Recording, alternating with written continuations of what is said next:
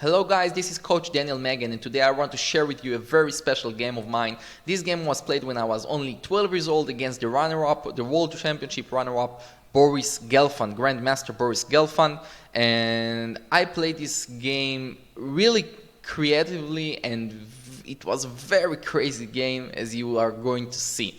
So without any more preview, let's just jump into the game and enjoy this game. E4, C5, I play the Sicilian defense. As I mentioned in my videos before, I like to play very aggressively straight from the opening. I don't like to have any boring games. I just find myself playing much better where there is a lot of tactics on the board, a lot of strategical moves, and a lot of action on the board of the game. So after e4, c5, knight f3, knight c6, knight c3, knight f6, e5 by Boris Gelfand, I felt lost. Why lost? So I was only 12 years old, I was in the beginning of my chess career. I played roughly 1 year professional chess. My FIDE elo was 2,150, which was very high for my age back then, but I still didn't have all the knowledge about all the theoretical moves and lines in chess openings, and this move actually caught me by surprise because it was the first time someone played against me the move e5, and I usually don't play this move order, knight c6, knight f6. I guess from some reason against Boris I just felt a little bit insecure. I tried to manipulate my way in the opening, and I thought, oh, I just got punished. But as it came across to me in the end of the game, it actually a line, and it's actually a good line for the black pieces. The move e5 is not accurate move in this position. So by mistake, but without know anything about this theory, I actually played it really precise and really accurate. And I just continued with knight g4 to attack the e5 pawn, queen e2, queen c7, and now Boris, which I guess he knew this theory, played the move d4 to develop the bishop on c1 with a tempo. After the take on d4, knight b5, tempo on my queen, queen b8, bishop f4. Now in this position you have to understand I'm only 12 years old. Boris Gelfand is the runner-up of the World Championship, and I'm sure I lost the game. I'm sure I messed up the only opportunity I had to play against the runner-up World Championship. But I'm not going to resign. I'm going to continue the game. Gladly I'm not going to resign because apparently this position is quite well for the black. So I'm going to continue the game and to fight until the end. This is my only opportunity, and let's see what will happen. So after I play the move f6, try to put some pressure on the pawn on e5 because of this x-ray from the queen against the bishop on f4. Boris played the move bishop g3 just to put his bishop under guard, and now I just can take on e5, and I feel a little bit more secure about my position. So I took on e5, Boris took on d4, and here I have a very, very, very good move, the move a6. Now, I didn't play the move a6, and I will explain you why. I remember this position. I remember me thinking about the move a6, and I just told myself, if Boris saw this move coming, I guess he had something in mind, right? And he's Grandmaster, he's the World Championship runner-up. I'm only Daniel Magen, 12 years old, 2,150 FIDE rating, and I really understated myself. And I just gave Boris too much credit, because if I would have played this move a6, I would get decisive advantage on this position. Because, for example, after the exchange of the knights, I just take on the end of this line on b2, and with rook b8, I just found myself in very, very good position, and I'm going back to be the aggressor, which I really adore. So let's go back and let's see what I did play. I played a really natural move. I played the move d6, because I wanted to feel my king will be much more secure. This knight now is not on the pin of the bishop to the queen on b8, and I felt it's really natural move, and this is the right move. So after long castling, I play the move a6 now when I feel much more secure about my king and my knight on e5, knight c3. Now I feel some pressure to exchange as many pieces as I can to release some of the Boris pressure on my black king in the center, and to get the opportunity to even develop more pieces like the bishop on f8 and the bishop on c8 and make and do castle.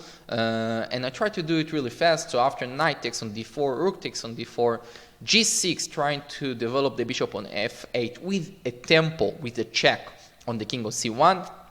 Boris played the move knight d5. Now he's really precise, he's really accurate player, you know, he's just trying to hold me back from develop, and he's managed to do it so well, as you are going to see.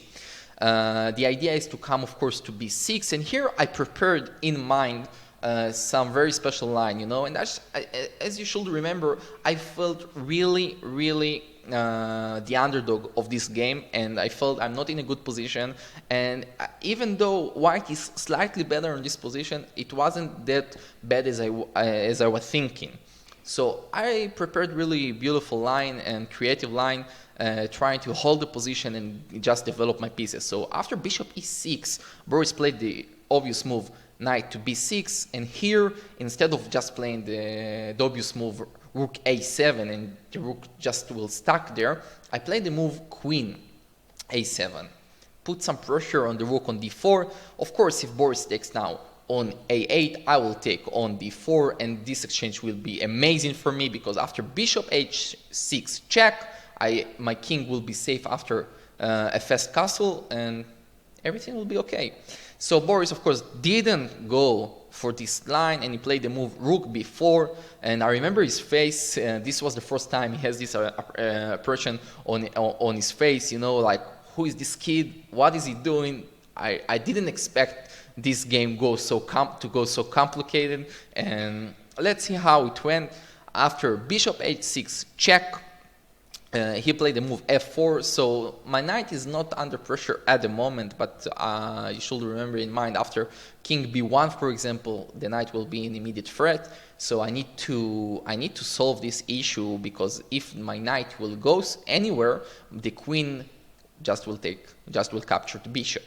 So after the move bishop g4, so put some pressure on the queen and just go out from this pin on my bishop on e6 with a tempo on his queen. He played the move queen e1, and again I'm trying to move away, to push away his pieces, so I played the move knight c6 to push away his rook, and if the rook is just going, for example, to b3, I will be able to move my rook to d8, and I will be ready to castle and to feel much more confidence on my game. So he chose to took on a8, I took, of course, on b4, and here it started to be really complicated and really beautiful. So after knight c7, intermediate move, check on my king, I have to play the move king d7 to threat and take the knight on c7. For example, if I will go to king f7, it takes the knights on b4, and it just capture a piece, and I cannot do anything about it. But if I will go, like I did in the game, to d7, I try to take the knight on c7. So for example, if queen b4, I will be able to take on c7, and I will feel good with my game. He played the move bishop f2. I played the move bishop takes on f4 with check. Boris didn't blunder this move. He actually felt safe to put the king on b1 with an excuse because of this check of my bishop, and still he has a lot of pressure on my queen on a7. And here I had various of moves to play, and I played a very special move I planned in mind. And I actually had a better move to play, which I didn't find on the board, but after the game where we analyzed the game, we found this move, and of course with the engine today we can see this move as well. Even back then, of course, the engine found this move easily. So I played the amazing move, which I found it more beautiful, you know, more magical to play. It was bishop f5, but the most accurate move was to play actually the immediate knight takes on c2. I just want to show the idea between knight takes on c2, king takes, queen b8. The threat, of course, is to take on c7, knight d5, rook c8 check, and you will see the attack developed on the king, on the white king, and white so strong and was much more accurate to take first on c2. King goes, of course, to b3. It will go to b1. I have bishop f5 and rook c1.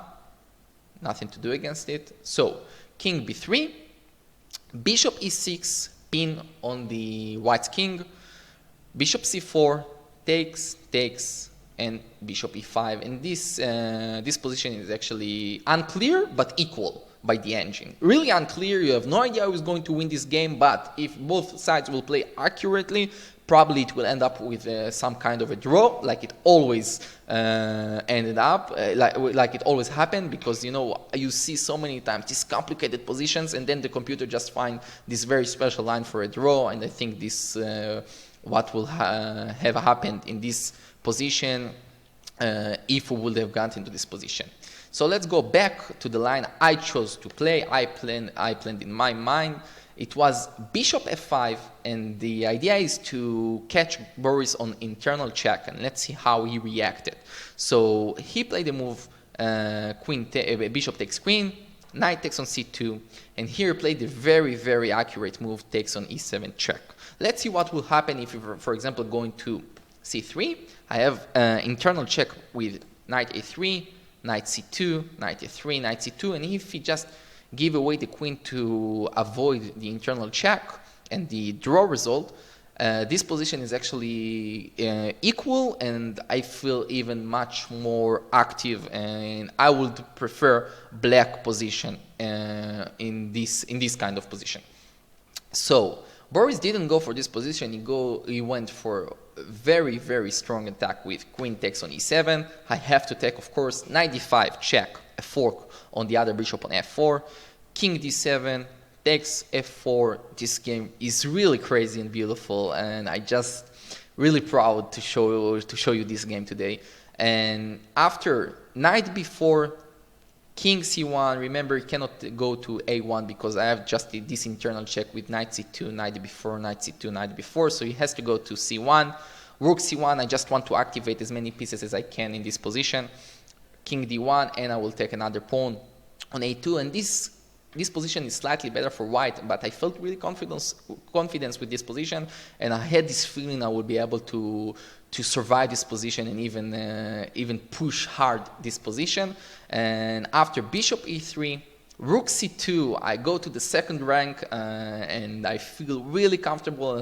For a moment there, I thought maybe I'm going to win this game. With a piece disadvantage, for me. But a lot of pawns on the way. Maybe I will take the b2 pawn. Let's see what will let's see what will be developed in this game. So after bishop d3, I absolutely love this exchange, because as many pieces going off the board, it make it much more easier to me to use my pawns as very strong pieces. I will capture another pawn, and my target now is just to clean up the board.